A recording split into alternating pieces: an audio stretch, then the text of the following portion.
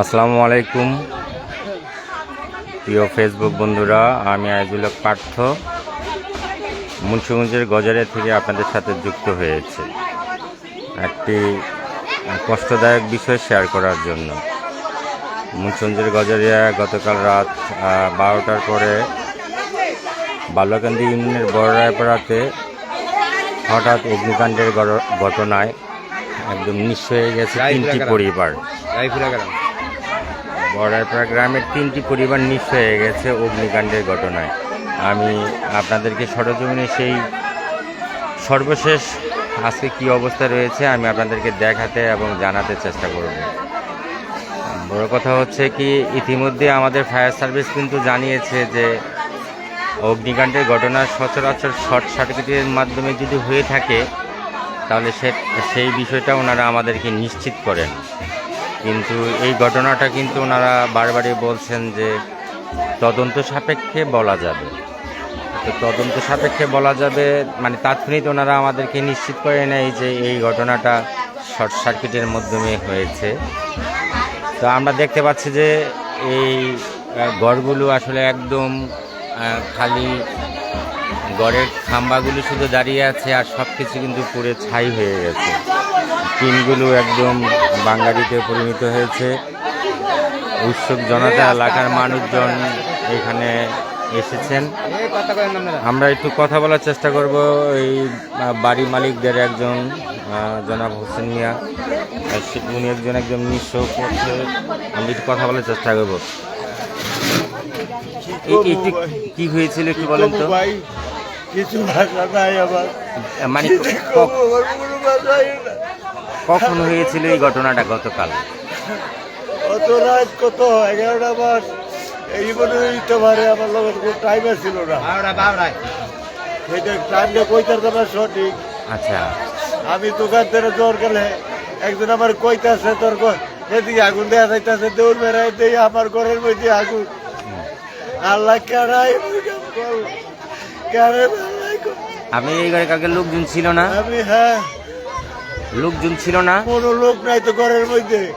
ওলাই গিয়ে রয়েছে শ্বশুর বাড়ি ঢাকা। আমি তো দোকানের মধ্যে বয়ে রয়েছি। আমরা কি মনে হইতাছে আপনার ঘরে তো দেখলাম যে অনেক জাল, মাছ ধরার জাল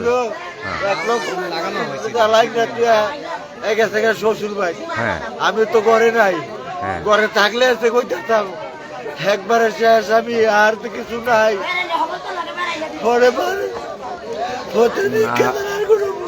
আপনারা যেমনটা শুনছিলেন যে আসলে একদম মাছ ধরার জাল ছিল ঘরে, যে জালগুলো সব পুড়ে চায়না জাল ছিল।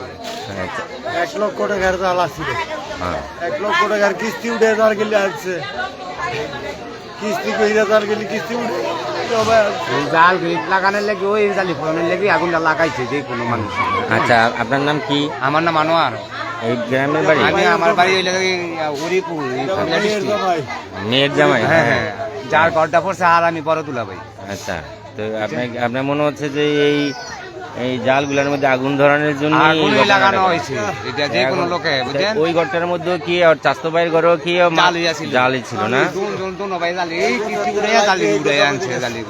এই ঘটনাটা করছে মনে নেন এই জালগুলি পুরনের লেগে, কিন্তু পড়ায় বাড়ি ঘর দিয়ে অকল সাইড হয়ে গেল, বুঝছেন?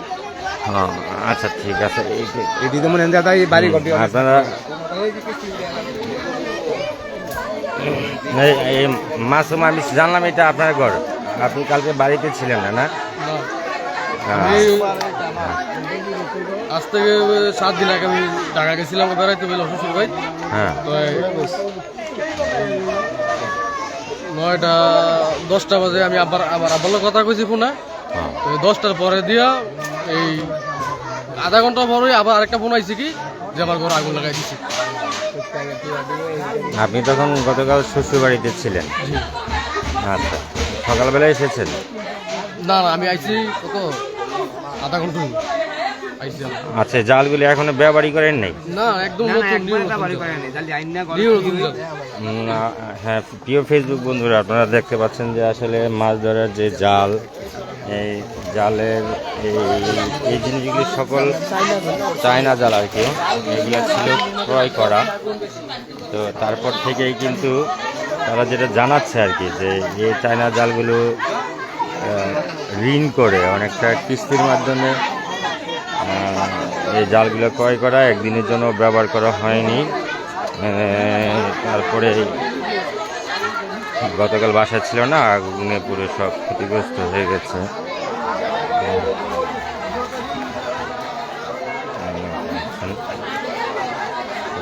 ওই ঘরটাও কিন্তু ব্যাপকভাবে ক্ষতিগ্রস্ত, ওই ঘরটাও কিন্তু পুড়ে গেছে। আমরা দেখতে পাচ্ছি যে ওই ঘরটাও কিন্তু, আমরা যদি ঘরে যাই তাহলে দেখা যাবে যে এই ঘরটাও প্রচুরভাবে পুড়ে গেছে।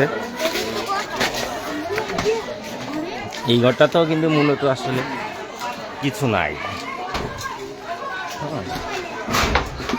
একদম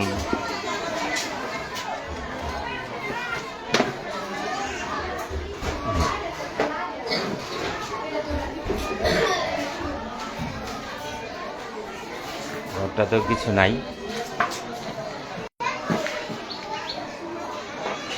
আসলে মানুষের কষ্ট দেখলে নিজেরও আসলে ভালো লাগে না। এই যে একটা বড় রায়পাড়া গ্রামের, মুন্সিগঞ্জ জেলার গজারি উপজেলার বড় রায়পাড়া গ্রামের গতকাল যে অগ্নিকাণ্ডের ঘটনা, সেই অগ্নিকাণ্ডের ঘটনায় কিন্তু 3টি ঘরেই কিন্তু পুড়ে ছাই হয়ে গেছে। সেই সাথে কিন্তু কিছু মানুষের স্বপ্ন শেষ হয়ে গেছে। আমরা এই যে দেখছি যে, আপনারা দেখতে পাচ্ছেন হোসেন মিয়া, সে কিন্তু মাথায় হাত দিয়ে বসে আছে। অনেকটাই গরিব মানুষ, ঋণ করে কিস্তি তোলে হয়তো এই মাছ ধরার জালগুলো ক্রয় করেছিলেন। সেই জালগুলো শেষ, ঘরবাড়িও শেষ।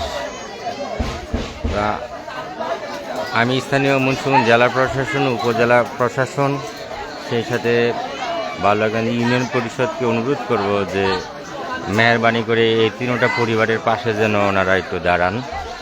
তারা যেন এই ক্ষতিগ্রস্ত মানুষের এই দুঃখ লাঘবে তারা যেন পাশে থাকেন। আমি বিশেষ করে গজারাই ইনু মহোদয়, অন্তত ইতিমধ্যে আমরা মানবিক একজন ইনু হিসেবে তাকে পেয়েছি, তিনি যেন এই ক্ষতিগ্রস্ত পরিবারগুলোর পাশে দাঁড়ান, সেই পথে রাখবেন। প্রিয় ফেসবুক বন্ধুরা, আপনারা আমার লাইভটা যারা দেখছেন তাদের সকলকেই আন্তরিক ধন্যবাদ জানাচ্ছি লাইভটি দেখার জন্য। আমার বিক্রমপুরের এই পেজ থেকে আপনাদের সকলকে আন্তরিক ধন্যবাদ জানিয়ে আমি আমার লাইভটা শেষ করছি। আসসালামু আলাইকুম।